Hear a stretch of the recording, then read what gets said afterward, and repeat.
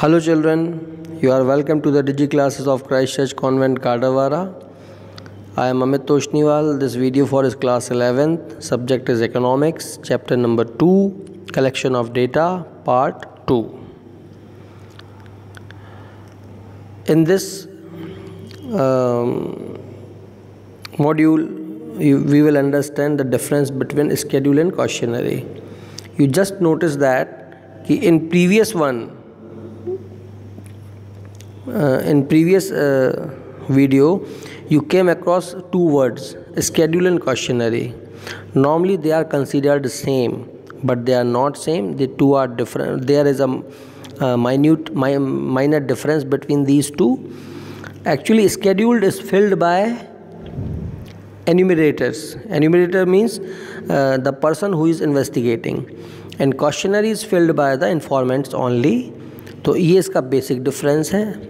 ये आता है कि what is the difference between schedule and cautionary. तो आप इसको याद रखेंगे. अब कॉशनरी कैसा होना चाहिए, मतलब what are the qualities of a good cautionary. तो गुड कॉशनरी के लिए सबसे पहली बात होना चाहिए वो ब्रीफ हो. ब्रीफ का मतलब उसमें जो भी क्वेश्चंस हैं वो रिलेवेंट हो, इररिलेवेंट क्वेश्चन ना हो. जिस प्रॉब्लम के लिए, जिस पर्पस के लिए क्वेश्चनरी तैयार की गई है, केवल उसी से रिलेटेड क्वेश्चंस उसमें होना चाहिए. बाकी के दूसरे क्वेश्चंस उसमें नहीं होना चाहिए. ठीक है.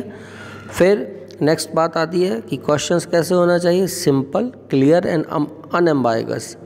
अनएम्बाइगस मीन्स ऐसे क्वेश्चंस जिनका उत्तर या तो परफेक्टली हाँ हो या परफेक्टली ना.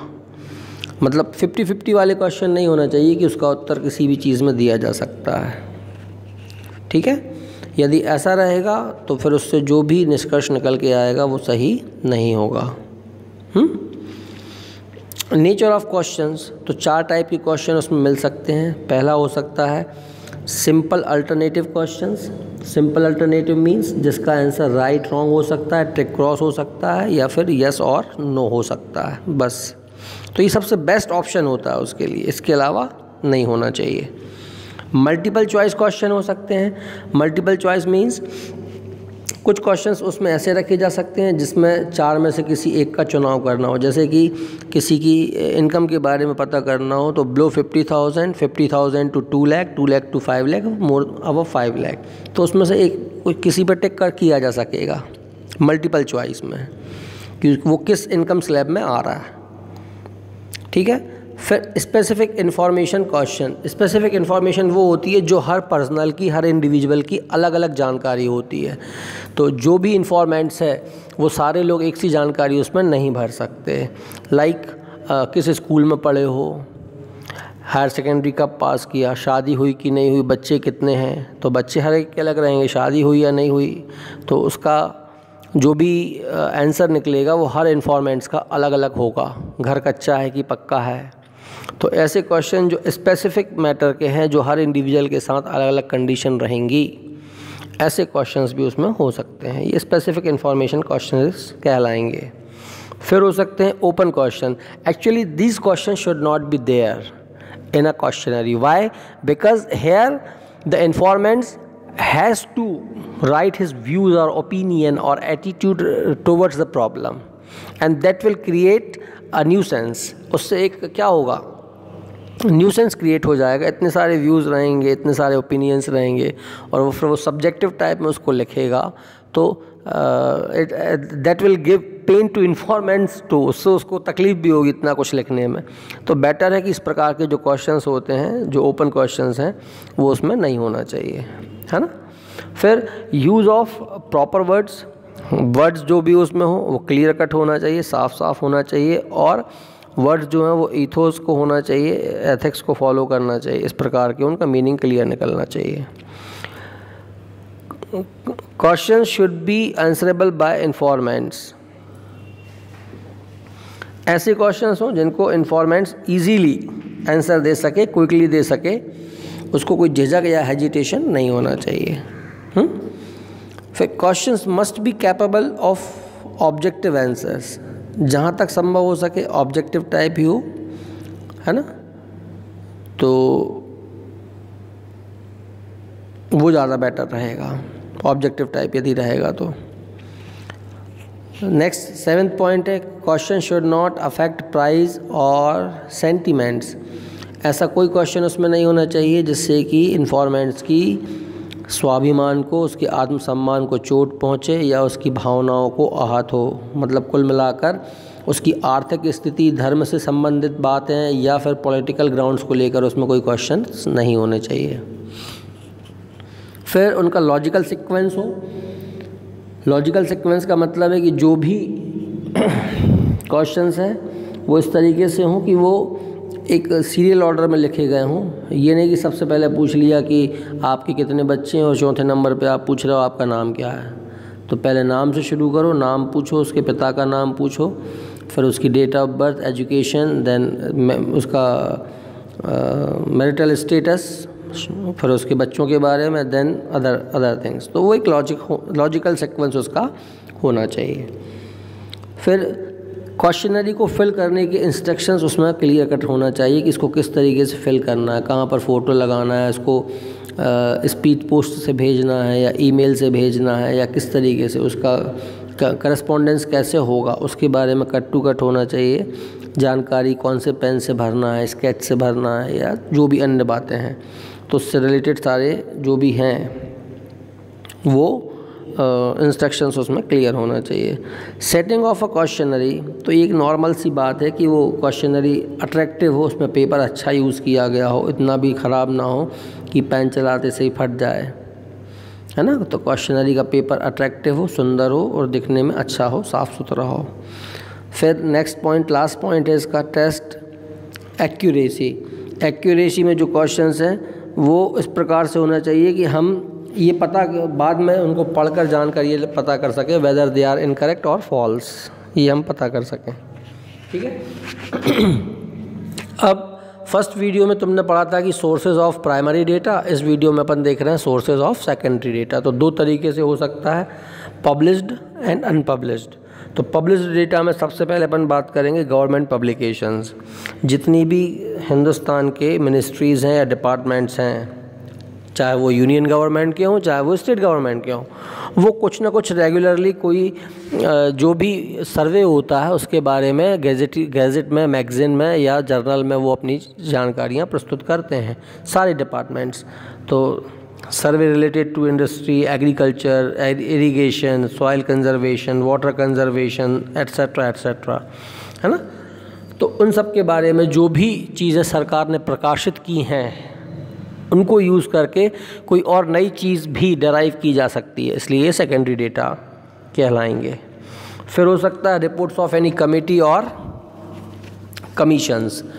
तो जितनी भी कमीशंस होते हैं या कमेटीज़ होती हैं, तो लेबर कमीशन हो सकता है, एग्रीकल्चरल कमीशन हो सकता है, मोनोपोलिक कमीशन हो सकता है, फाइनेंस कमीशन हो सकता है। तो ये कमीशंस भी अपने अपने सर्वे जो होते हैं वो उनको प्रकाशित करते हैं समाचार पत्र के माध्यम से या अपने किसी खुद की मैगज़ीन के माध्यम से, तो उनको हम सेकेंडरी डेटा के रूप में उपयोग कर सकते हैं।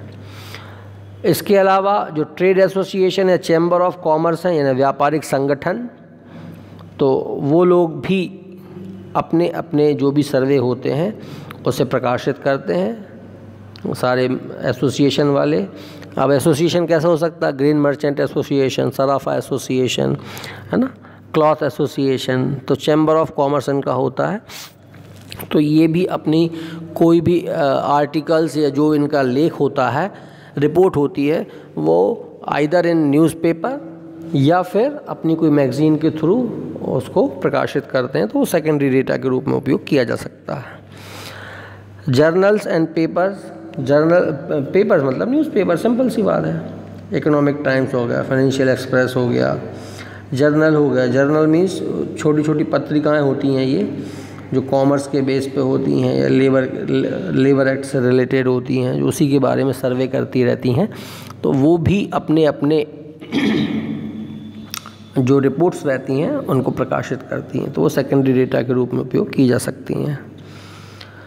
5th वाला पॉइंट बहुत इम्पॉर्टेंट है, research work done by scholars in the universities and institution.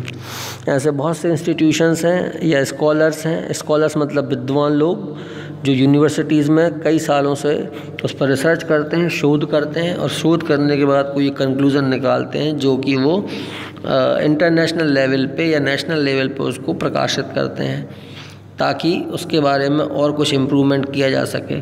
तो ये इसलिए बहुत इम्पॉर्टेंट है क्योंकि रिसर्च से जो भी कंक्लूजन सामने आया है उसको इंटरप्रीट किया जा सकता है, प्रीवियस ईयर से कंपेयर किया जा सकता है, और फ्यूचर प्लानिंग्स तैयार की जा सकती है, उसमें इम्प्रूवमेंट की गुंजाइश बनाई जा सकती है। तो दैट इज़ वाई ये जो रिसर्च होती हैं ये बहुत इम्पॉर्टेंट होती हैं। सेकेंडरी डेटा का एक सबसे बड़ा स्रोत अपन कह सकते हैं, सोर्स कह सकते हैं इसको। फिर इसके बाद आता है publications of international bodies. International level पे भी, जैसे नेशनल लेवल पे होती हैं, रीजनल लेवल पे होती हैं, लोकल लेवल पे होती हैं, ऐसे इंटरनेशनल पे भी बड़ी बड़ी बॉडीज़ होती हैं।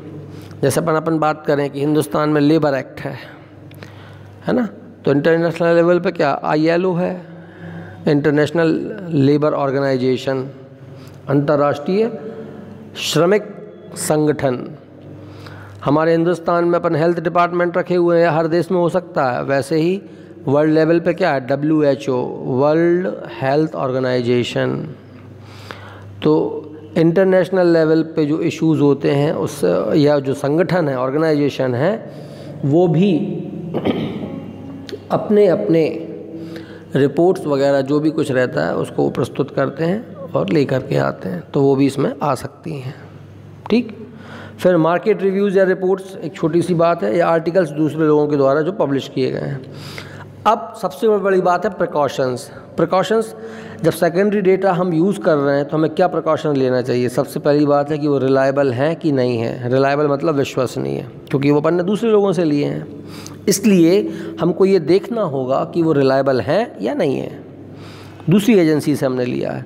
फिर हमारा पर्पस उससे सॉल्व हो रहा है कि नहीं, हमारे पर्पस को फुलफ़िल कर रहे हैं कि नहीं, उसके लिए सूटेबल है या नहीं है, ये देखना हमारा काम है। डाटा तो ले आए घर में, मतलब जो भी सेकेंडरी डेटा अपन ने कहीं से कलेक्ट किया, लेकिन वो हमारे पर्पस के लिए अनयूज़फुल है, तो फिर किस काम के, है ना। एडिक्वेट यानी सफिशिएंट अमाउंट में है कि नहीं है, वो जो भी डेटा कलेक्ट किया गया क्या वो सफिशिएंट है या नहीं, जिससे कि हम कंक्लूज़न निकाल सकें। फिर उनकी इंटेग्रिटी के बारे में देखना चाहिए, मतलब कि वो प्रॉपरली एग्जामिन्ड हुए थे कि नहीं हुए। एजेंसी जो थी वो उसने बिना किसी पक्षपात के यानी बिना किसी पार्शलिटी के काम किया था, एफिशिएंटली काम करके वो डेटास निकाले थे, ऑनेस्टली निकाले थे, एक्सपीरियंस बेस्ड हैं। ये सारी बातें भी उसमें ध्यान रखना चाहिए। ठीक है। अब नेक्स्ट वीडियो में अपन टाइप्स ऑफ इन्वेस्टिगेशन पढ़ेंगे। अभी आप इनको याद करिए। Keep watching and keep learning. Thank you.